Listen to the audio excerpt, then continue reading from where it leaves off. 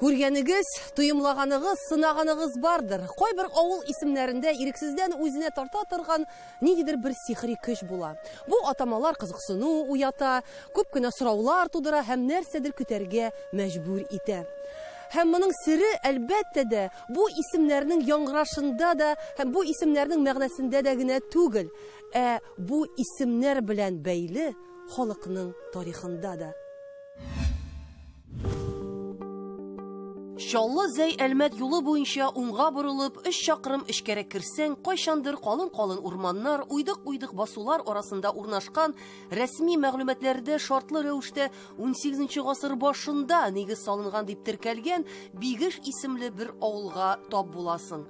Әмма бу авыл тарихын борынгылата торган аксакаллар сүзләренә җипләнгән, буыннан буынга тапшырылып килгән авылның тау битләрендә, чокыр-чакырларында, уҗым басуларында, ихата бакча тирәләрендә табылган археологик казылмалар, күбәк күлмәкләр, таш орчыклар, савыт-саба китекләре, сөңге башлары, пычак хәнҗәрләр, күп кенә шәҗәрәләрнең башында торган Бигеш бабайга кадәр үк бу җирләрнең борынгы Болгар иленең эчке өлкәләре булуы хакында шактый фәсәхәтле бәян итә. Димәк, менә 70нче елларда халыктан бик күп язма мирас җыела, әйме? Музейга. Ул язма мирас арасында нәрсәләр бар иде? Белмим, ничек безне шундый барганда мәктәп коллективын шушы этәреш булгандыр инде. Кемнеңдер үч пишмаклы хаты, алар бер вакытны өстәл үстендә өелделәр шундый пакетлар булып. Узган гасырның 70нче елларында Зәй районының иң эре республика мәктәпләре арасында алдынгылардан, күренеклеләрдән саналган данлыклы Бигеш урта мәктәбендә төбәк музеен оештыра башлыйлар. Ул елларда мәктәптә тарих фәнен укыткан Рәүф абый Насибуллинның әйтүенә караганда, йорт борынча йөреп күп кенә тарихи язма яткәрләр җыела. Һәр йорттан диярлек елларда саргайган, кителгән, йыртылган, таушалган, әмма бәһәссез булган шәкертләр хатлары, Коръән нөсхәләре, кыйсаи Юсуфлар, бәйтләр, шигырьләр табыла. Ни аяныч, мәктәпне су баскач, бу мирасның зур өлеше агым суларында юылып юкка чыга. Әмма сакланып калганнары да Бигеш авылы халкының патша заманыннан ук тирә-якта иң укымышлы, аңлы, белемле, мәгърифәтле халык булганы турында бүген безгә хәбәр сала. Димәк, менә бу архив югалгач инде мәктәп өчен зур фаҗига була бу, әйме? Шулай санадык. Басым белән аткан пар элеп куйган әйберләрне стенадагы кубарып төшерә. Өлкән укытучыларның ишкалулары буенча мәктәптә, авылда үзенең тарихи истәлекләрен саклап кала алды. Күп нәрсәләрдән. Менә шундый хатларның булуы, бу бит инде бу авыл халкының бик тә мәгърифәтле булуы турында бер дәлил бит инде, әйме? Ничек дип әйтим, турыдан-туры дәлил. Аксарагының бер абзый шул әйтә, Бигеш мәгърифәтле як. Бигешкә килгән саен күңел күтәрелеп китә дип. 1826 елда ук Бигеш авылында мәчет салынган булуы мәгълүм. Архив документларында бу вакыйгага кагылышлы тагын бер мөһим бер мәгълүмат бар. Тарихта 1860 еллардан башлап Бигеш мәчете каршында эшләп килгән мәдрәсә мөдәрисләре турында истәлекләр сакланган. Бу хатирәләрнең бер өлеше Бигештә имам, мөдәрис, ахун булып торган сүз устасы, шагыйрь буларак дан тоткан Солтанбәк бин Сагындык белән бәйле. Иң кызыгы, Шейх Солтанбәкнең турыдан-туры нәсел дәвамчылары, безгә барыбызга да таныш булган шәхесләр, инде әрвахлар, мәшһүр сәясәтче Фәйзрахман Солтанбәков һәм данлыклы тарихчы Булат Солтанбәков икән. Шуларның карт бабалары Шейх Хаҗи Солтанбәк Бигештә ак таштан мәдрәсә салдыра. Акчалата ярдәмне аңа Орынбурдагы Хөсәния мәдрәсәсен тоткан данлыклы хәйрияче Әхмәт Хөсәенов күрсәткән була икән. 1917 елда мәдрәсә бинасы Совет мәктәбенә әверелдерелә. Бу елларда биредә 100дән артык укучының белем алуы да мәгълүм. Авылда яңа мәктәп бинасы салынгач та, ак ташлы борынгы мәдрәсә 1980 еллар азагына хәтле мәктәп тормышы белән бәйле төрле эшләрне оештыру үзәге булып тора. Биредә ничә еллар диярлек төпле, белемле, ватанпәрвәр шәхесләр тәрбияләнә. Уңдырышлы җирлектә генә дә дахилар туа диләрме? Хак. Татарстан Фәннәр Академиясенең беренче президенты Мансур Хәсәнов, 90-нчы елларда Татарстанның мәгариф министры булып торган телче галим Раул Низамов, академик Илшат Гайсин, филология фәннәре докторы Галимҗан Әхунҗанов, юридик фәннәре докторы Раиф Биктаһиров, данлыклы тарихчы, археолог Фаяз Хуҗин, әле Бигеш мәдрәсәсенә килеп укыган Аяз Гыйләҗевне һәм Рабит Батулланы да искә алсаң, бу җирлек өлешенә чыккан бәхеткә таң каласың. Тарихчы буларак кызыксынам бит инде. Шушының тарихы бу мәдрәсә. 1898 елда төзелеп китә бу. Мәдрәсә буларак. Ләкин дөньяви фәннәрдә укытыла. Табигать белеме, тарих, география, математика. Аннан соң шул авыл хуҗалыгы буенча, агрономия буенча да белем биргәннәр монда. Моны бит авыл кешесеннән акча җыеп салдыртмаганнар. Әхмәт Хөсәенов. Мин аны миллионер, миллиардер итеп күз алдына китермим. Әмма булган акчасы белән бит менә шушын төзегән. Татар халкының борынгы тарихын җентекләп өйрәнгән, аның һәр ташының сулышын тойган, аның хәрабәләрен торгызган, Казанның 1000 еллык тарихын избатлаган һәм алтын тәлинкәгә салып үз халкына бүләк иткән олуг галимебез Фаяз абый Хуҗин да Бигештә очраклы кунак түгел. Озын гомерле, бай тарихлы белем учагын, үз мәктәбен, мәдрәсәсен сагынып, канатланып кайтканын һич тә бездән дә ул яшермәде. Татар мәгърифәтенә үз өлешен керткән, ким дигәндә 100 еллык тарихы булган, безнең көнгә кадәр сакланып калган бөек мирасын барлау, борынгы мәдрәсә бинасын күреп кайту, киләчәктә җентекләп өйрәнүгә нигез салу, бу уртак сәфәребезнең максаты иде. Әмма кеше сагышлый, Ходай багышлый шул. Барысын да көтә алсак та бу кадәресен көтмәгән идек. Ни аяныш, без берничә көнгә соңардык. 130 елдан артык гомер кичергән, нинди генә дәврләр үтмәгән, ничә инкыйлабый үзгәрешләр аша узган һәм моңарчы кадәр исән сау булып, безнең көннәргә кадәр барып җиткән тарихи бинаны 2024 елның февралендә бар авыл халкының күз алдында җир белән тигезләгән булалар.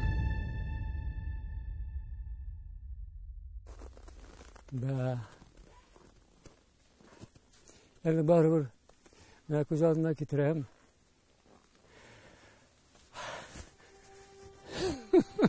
Туктагыз.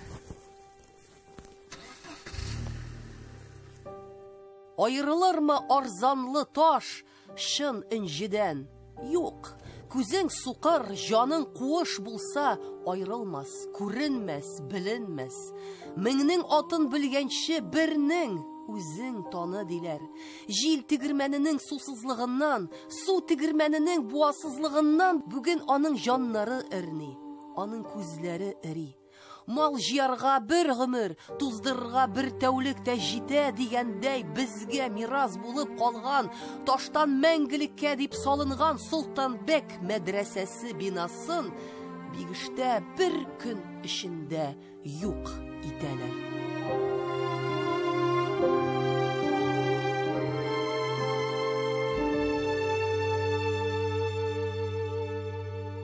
Сәбәбе әлбәттә объектив әйме.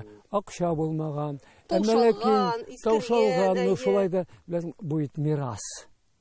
Бу безнең мирас. Ә нишләп без шулай ваемсыз үз мирасыбызга?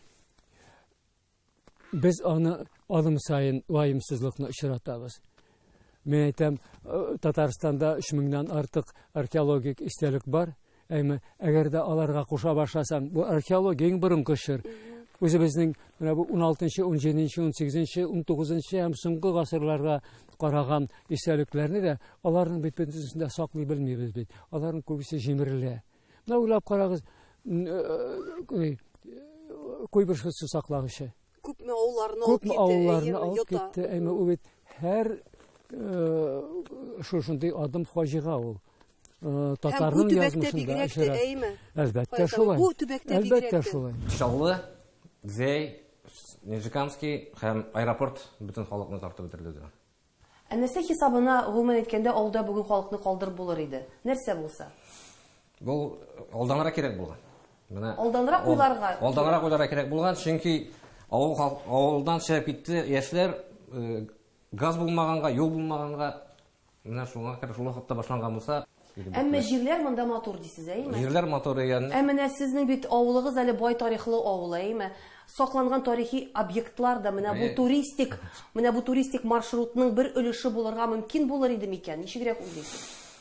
Авыл җирлеге башлыгы сүзләренә караганда 90-нчы елларда Советлар Союзында гөрләп яшәгән колхозның малы мөлкәте шамба балыгы кебек дәүләт кулыннан ычкынгач, яңа хуҗалар кемнеңдер кодрәте белән кулларына төшкән бу байлыкка озак еллар буе хикмәт таба алмыйча изаланганнар имеш. 30 ел хуҗасыз торган мәдрәсә ташландык хәлгә җитә. Түбәләре ишелә, әмма диварлары әле нык тора.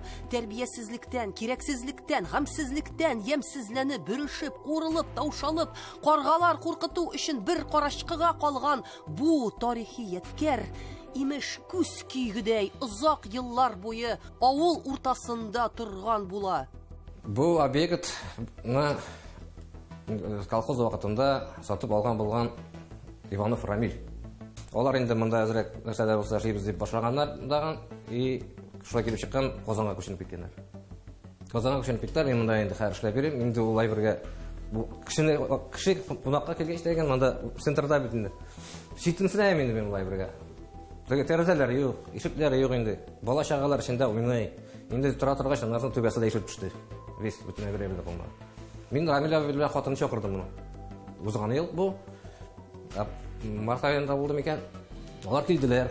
Мин дә изде налогында түлисем килмәде. Налог түләп ятам ди. Әгәр дә бик ни булса сезгә генә тапшырырым ди.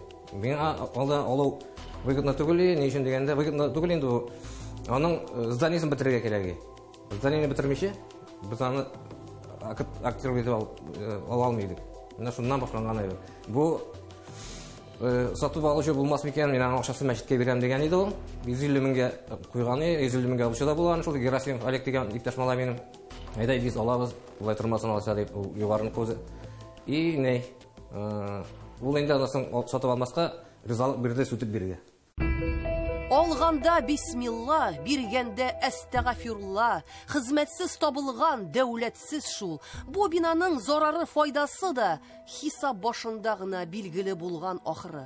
Гасырлар кичкән таш бинаны каудару эшенә генә бина хуҗалары 400 мең сум түккәннәр имеш. Бу акчаның берәр өлеше бинаны түбәләүгә тотылган булса юк шул. Авыл хуҗалары да киләчәктә үз күрүенә, үз кочагына алуына ышанып яшәмәгән ахыры. Халык белән имеш килешеп, халык гаме белән имеш хисаплашып, озын, озак, мәгърур тарихка береккән бу бәйләгечне кырышка кадак каккандай вата җимерә кагып кертеп, үз куллары белән үзеп, кисеп, төенләп куялар. Хуҗа бит инде ул төзәтәшергә мөш. Бигни, шундай фикергә килде ул. Сезнең өчен бер ниндидер менә авыр йөк. Иңнәрегездән төшердегез, әйме? Авыл уртасында район айтып ремонтлап куйдым, сельсовет тора, әйме? Матур бина. Матур бина. Шуның кырыенда ул бер ташландык бина. Бер ташландык бина. Аның артында монда бит ташландык биналар белән бик күп әле. 80-нче еллар. Минемчә, 80-нче еллар инде. 5 кешелек комиссия килде безгә. Алар дәрі түшәмгә дә менеп карадылар инде. Әлбәттә түшәмдә дә бар икән. Әйттеләр. Безнең тигендә аста бер бай йорты бар ди, ике этажлы. Аны актарып, аналык авыл советы инде. Аны тагын кайларда булдык. Бер генә дә зданиедә тарихи истәлекләр итеп сакланган дип кабул ителмәде. Менә уларның фаҗигасы булган иде, әйме? Язмыш инде. Димәк, ул вакытларда, ул заманнарда әле ул ниндидер реестрга, ниндидер исемлеккә кертелгән булса, ул вакытта ул сакланыр иде, әйме? Әйе. Аның киләчәге ана шул вакытларда в общем, бәлки ул үстән үк кушылган булгандыр, аларны саклауның кирәге юк дип. Нишләп бер кеше дә яклап чыкмадысың? Нишләп көрәк булса да күтәреп авыл халкы яклап чыкмадысың? Ул бит үз авылның тарихы. Беләсезме? Хәзер икенче заман. Кеше хәзер үз-үзенә бикләнгән. Кеше авыл тарихын да белми, белергә дә теләми, аның үз интереслары бар, үзенең кайгысы, үз мәнфәгатьләре, үзенең карашлары димәсәң, шуңа күрә монда бит моны җимереп атканда күреп тордылар инде. Күреп тордылар, әмма булмаган. Беләсезме, монда авыл халкы гына түгел, мин, мәсәлән, үземне дә гаепле саныйм. Мин дә белеп тордым бит, моны торгызырга кирәк, ничек моторларга кирәк. Без укытучылар белән дә сөйләшәйдек шушы хакта. Әгәр дә моны торгызып, мәсәлән, яхшы музей төзеп куйсаң, мәктәп музее, мәгариф музее, аннан соң авыл музее, бу бигеш авылы гына түгел, безнең күрше авылдан да йөреп укыдылар бит. Менә шушы үзебезнең төбәк музеен ясап куйсаң, менә дигән файдалы эш эшләгән булыр иде. Язучыларның, комментаторларның 4-тән 1 шулай дип язалары бар. Әгәр дә инде шул кирәклеге булса да халыкка, һәмияте булса да, ул җимерелмәсе, аны карарлар дип әйтәләр. Һәм инде әгәр дә теге бөтен әйбернең дә бәясе булса, ул бәяне тәфсилләп санап чыгара алсак без, нәрсәгә милләт кала дигәндә, әйдәгез санап чыгарайык безнең милләтнең бәясен алыша. Тарихның бәясе нинди була ул, ничек менә нәрсә белән үлчибез аны? Хәтернең бәясен ничек үлчибез? Алай да уйлап була ул, менә кымашауламый, кымашаулый димәк, әйдә җимереп атабыз. Но безнең башка бит ул бернинди дә яткәрләребез юк. Бездә теге хайкәл дигән әйбер, ягъни мәдәни булсын, ягъни теге тарихи булсын, юк башка бер әйбердә. Мәчет тә мәдрәсә, анысы да халык акчасына төзелгән. Шулай, унны алам дип утызны ышкындыра барабыз. Татарстанның көнья-көн батыш ягында ничә тарихи һәйкәлебез калды микән? Нәсел чылбырлары, ата-баба нигезләре мәгърифәтле бигешкә барып тоташкан, үз төбәгенең тарихы белән яшьтән үк кызыксынып үскән Илдар Шафиков әйтүенчә, Зәйдә бүген нибары 6 архитектура һәйкәле калган. Ә бит кайчандыр Зәйнең һәр авылында диярлек үз мәчете каршында үз мәдрәсәсе эшләп килгән, суырылган, уталган, искелек калдыгы дип чүпчарга калган борынгы Биклән авылының данлыклы Биклән мәдрәсәсе дә инде күптәннән мәңгелек киштәсендә. Ә кем барларга тиеш аны? Менә бик кызыгансың, менә бик кызыган. Дөрестән дәгән җаваплык кемдәсең? Менә булай уйлый башласаң инде, ул бинаны халыктан кем тартып алган? Дәүләт тартып алган дип әйтик инде, әйме? Дәүләт аны 80 ел кулланган дип әйтик, әйме? Хуҗасы юк дип әйтик инде. Башта тартып алган һәм аннары кемгәдер биргән бит инде, әйме? Ну, аны теге ни вакытында инде, нәрсәле, приватизация вакытында шәп кенә әйттереп, берсе приватизировать иткән инде, шуннан соң инде нәрсәләр столовый булдырырга булганнар бугаянда бер заман. Әле алда кеше булганда, аннан соң алда кешесе битеп беткән бит инде.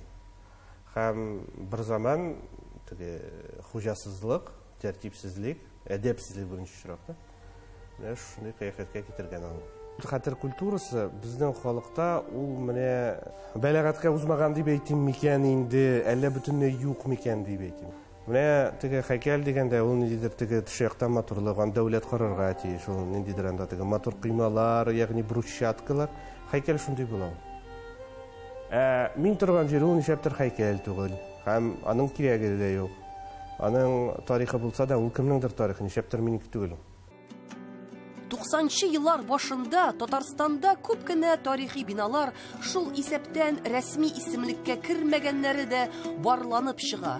Алар арасында авылларда, район үзәкләрендә сакланып калган мәчет, мәдрәсәләр, шәкертләр, муллалар, байлар йортлары да була. Барысы 100дән артык тарихи объект бер китапка сыя. Бу бик калын булмаган, әмма мәгълүмат ягыннан шактый бай басмага Әлмәт-Зәй Чаллы юлында урнашкан авыллар тарихы да кертелгән. Ләкин кайчандыр тормышыбызга зур куаныч, ләззәт булып ашкан заманнар бүген үкенечкә алышынды. Сез бу менә биналарның бүгенге хәле турында хәбәрдармы, юкмы?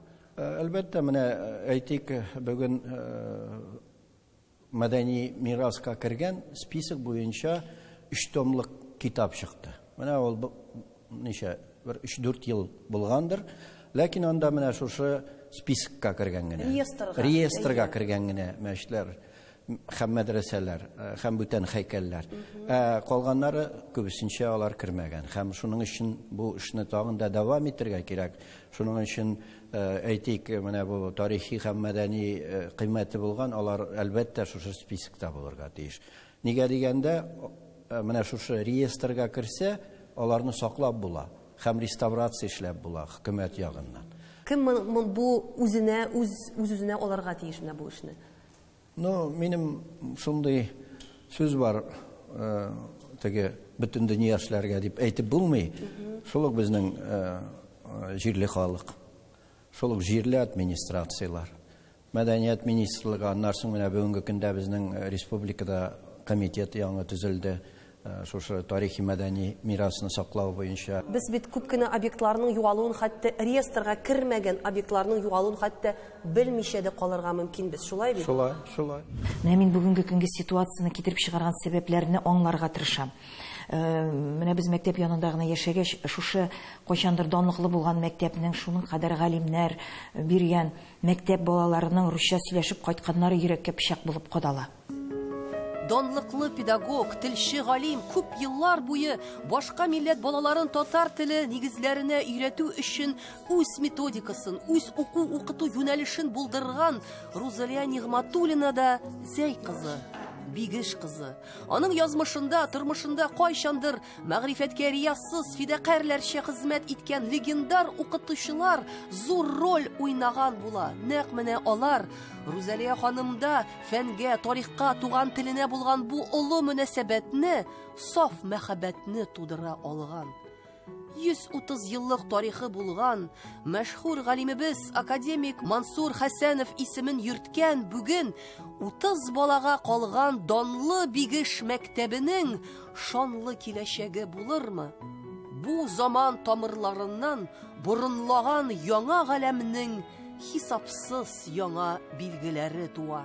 Бүгенгесен белер өчен һәм киләчәкне белер өчен үткәнне белергә кирәк, әлбәттә. Һәм монда бәйләнеш бармы менә? Тел, тарих, үзаң, менә аның сакланышы, буларның арасында бәйләнеш бармы, юкмы? Әлбәттә бар, бу агач тамыры кебек. Менә агач кебек. Аның тамыры ул тел һәм тарих. Чөнки тарихны белмәсәң, үзеңнең нинди халыктан икәнеңне белмисең. Һәм үзеңнең телеңне белмәсәң, ул халыкның җанын белмисең, тел бит ул җан. Менә мин мәсәлән рус телен бит инде без бер тигез беләбез, татар теле белән. Шул ук аның бөек җырчыларын, язучыларын беләбез, ләкин ул җан түгел. Ул җан түгел. Русча иркен сөйләшсәк тә менә татарча сөйләшкәч, татарча концертларга баргач җан белән кабул итәсең. Шуңа күрә тарихны белмәсәң, үзеңнең милләтеңне белмисең, телеңне белмәсәң, милләтеңнең җанын белмисең. Һәм тамырсыз балалар бик куркыта. Әлбәттә дә, бер күренеш тә мәңгелек түгел. Еллар үтү белән кешелек җәмгыяте дә үзгәрә. Аның сыйфаты, холкы, килеш-килбәте, яшәү рәвеше, тоемлау дәрәҗәсе, зәвыгы үзгәрә. Шуңа да хәтеребез сандыгындагы истәлекләр югала, фикерләр дә чуала, зур хаталар кылына. Бигеш мәдрәсәсенең бер тынсыз диварының исән калуында да хикмәт бар икән. Ышансаң, ышан, ышанмасаң юк. Бина сүтүченең аягына таш төшеп, аягын имгәтеп, эшне вакытлыча туктатырга мәҗбүр булган хуҗалар. Шуның белән мәдрәсәнең бер ягы сүтелмичә кала. Әллә инде күкләрдән төшкән ярдәм, әллә инде соңгы кисәтү. Менә моны мин калдырыр идем шушы килешәме гыйбрәт булсын дип. Ниндидер һәйкәл куямы, ниндидер монументны, аларны читкәрәк куяр идем. Гыйбрәт булсын, онытмагыз, менә шушындый хәлгә дә калырга мөмкин безнең менә дигән кыйммәтле тарихи яктан тарихи истәлекләр. Югалтыр өчен зур акыл кирәкми, табар өчен акыл кирәк. Татар тарихы дигән иксез-чиксез, очсыз-кырыйсыз хәтер аланында инде шактый далилләнгән, рәсмиләштерелгән китапларга кергән хатирәләребез байтак, әмма халык күңеле салырлык мирасыбыз да бар бит әле. Шуңа күрә дә ниятләрне гамәл белән тоташтырып, адым сайын адым ныгып, Караңгылыкта бер ишекне ачып, без дә үз юлыбызны табарбыз.